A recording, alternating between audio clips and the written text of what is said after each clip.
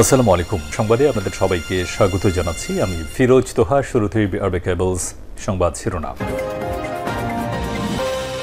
বাংলাদেশের সর্বশেষ গুরুত্বপূর্ণ আপডেট সংবাদে আপনাকে স্বাগত। শুরুতে সংবাদ শিরোনাম, পরে বিস্তারিত। শুরুতেই জানাবো, প্রধান উপদেষ্টার সঙ্গে জাপানের উপমন্ত্রীর বৈঠক, অন্তর্বর্তীকালীন সরকারের প্রতি সমর্থন পুনর্ব্যক্ত। জাপানের অন্তর্বর্তীকালীন সরকারের প্রতি আবারও সমর্থন পুনর্ব্যক্ত করেছে জাপান।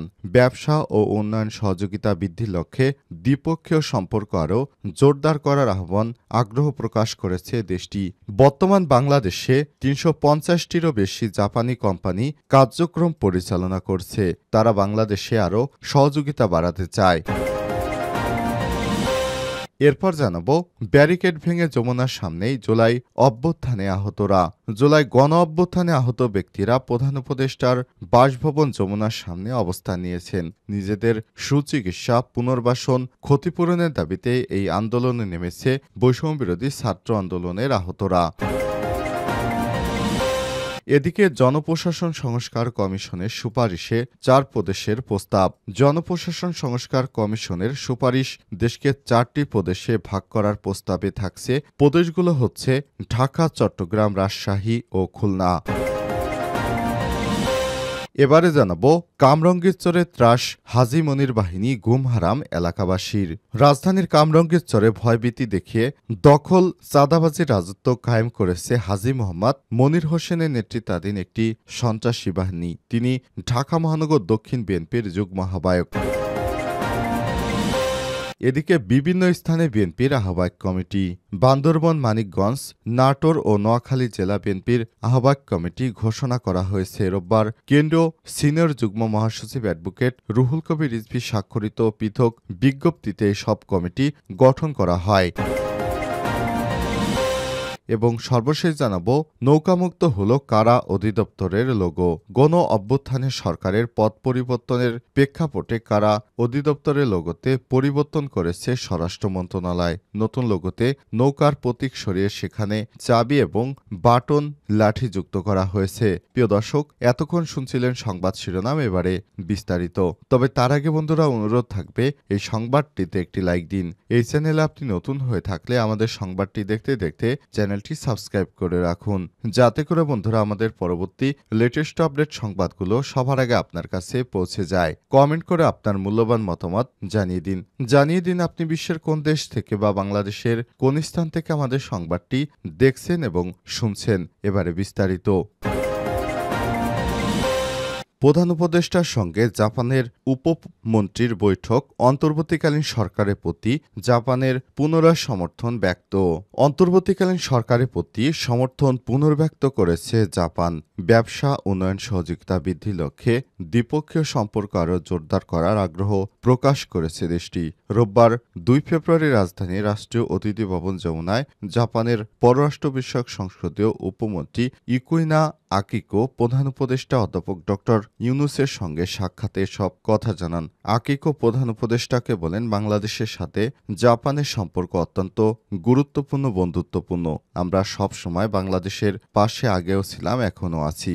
আমরা এই সরকারের সফরের উদ্দেশ্যে বাংলাদেশকে সমর্থন দেওয়ার ক্ষেত্রে আমাদের অঙ্গীকার পুনর্ব্যক্ত করা এবং দ্বিপক্ষীয় সম্পর্ক আরও সুদৃঢ় করার জন্য কাজ করছি। প্রধান উপদেষ্টা জাপানকে অত্যন্ত ঘনিষ্ঠ মিত্র ও সহায়ক বন্ধু আখ্যা দিয়ে বলেছেন, এই ঐতিহাসিক সময় দুই দেশের মধ্যে শক্তিশালী সহযোগিতা অপরিহার্য। তিনি বলেছেন, এখন আমরা এক নতুন বাংলাদেশে আছি, তাই আমাদের সম্পর্কের দৃষ্টিকোণ থেকে এটি অত্যন্ত গুরুত্বপূর্ণ সময়। উল্লেখ্য, জাপান বাংলাদেশের একক বৃহত্তম দ্বিপক্ষীয় উন্নয়ন অংশীদার।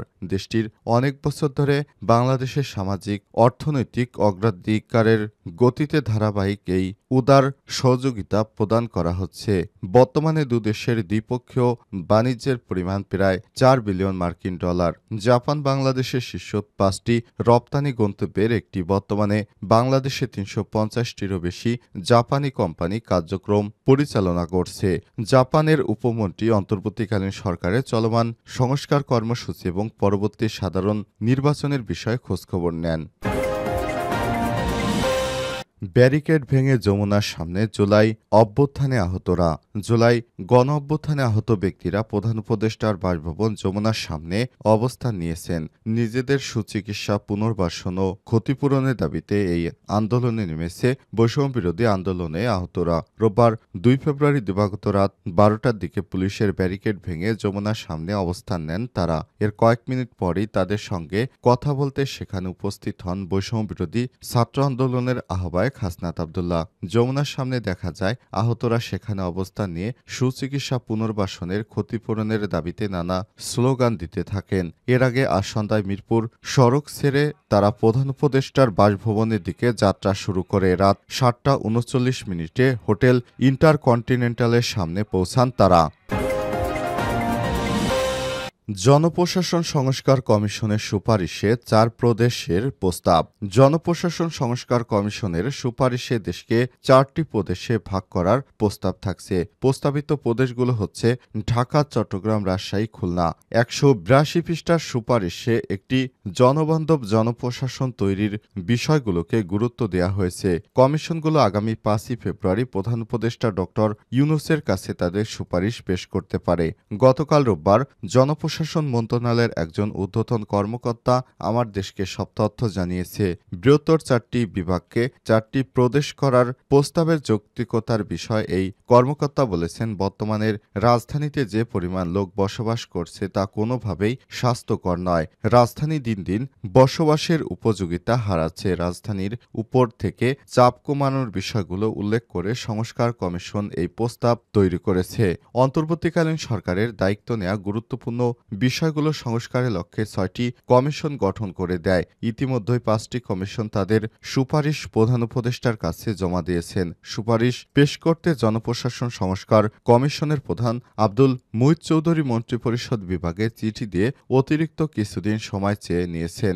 সংস্কার কমিশনের একজন সদস্য আমার দেশকে জানান, সুপারিশ তৈরি করার আগে আমরা সংশ্লিষ্ট সবার সঙ্গে মতবিনিময় করেছি। রাজনৈতিক দলগুলোর পক্ষ থেকে লিখিত মতামত ও সুপারিশ নিয়েছি। সবার প্রস্তাবে দেশের প্রশাসনিক কাঠামোকে আধুনিক ও যুগোপযোগী করার প্রস্তাব এসেছে। আমরা সব প্রস্তাবেই এই পর্যালোচনা করে সুপারিশ তৈরি করেছি। এতে আন্তঃক্যাডার বৈষম্য দূর করার বিষয়ে সুপারিশ থাকছে। ঘুম হারাম এলাকাবাসীর, কামরাঙ্গীরচরে ত্রাস হাজী মনির বাহিনী। রাজধানীর কামরাঙ্গীরচরে ভয়ভীতি দেখে দখল, চাঁদাবাজি রাজত্ব কায়েম করেছে হাজী মোহাম্মদ মনির হোসেনের নেতৃত্বাধীন একটি সন্ত্রাসী বাহিনী। তিনি ঢাকা মহানগর দক্ষিণ বিএনপির যুগ্ম আহ্বায়ক। ব্যক্তিস্বার্থে স্কুল, কলেজ, মসজিদ, মাদ্রাসার কমিটি দখল সহ বিভিন্ন ধরনের চাঁদাবাজি, দখলদারিত্বের রাজত্ব কায়েম করেছে চক্রটি। এছাড়াও হাটবাজার, মেলা, নৌঘাট, কলকারখানা, ভবন মালিক সহ বিভিন্ন শ্রেণী পেশার মানুষকে জিম্মি করে মাসে প্রায় 6 কোটি টাকার চাঁদা তুলে খাচ্ছেন তিনি। সবকিছু মিলিয়ে রীতিমতো ঘুম হারাম এলাকাবাসীর। স্থানীয়দের সঙ্গে আলাপ করে এক যুগান্তরের নিজস্ব অনুসন্ধানে উঠে এসেছে এমন চাঞ্চল্যকর তথ্য।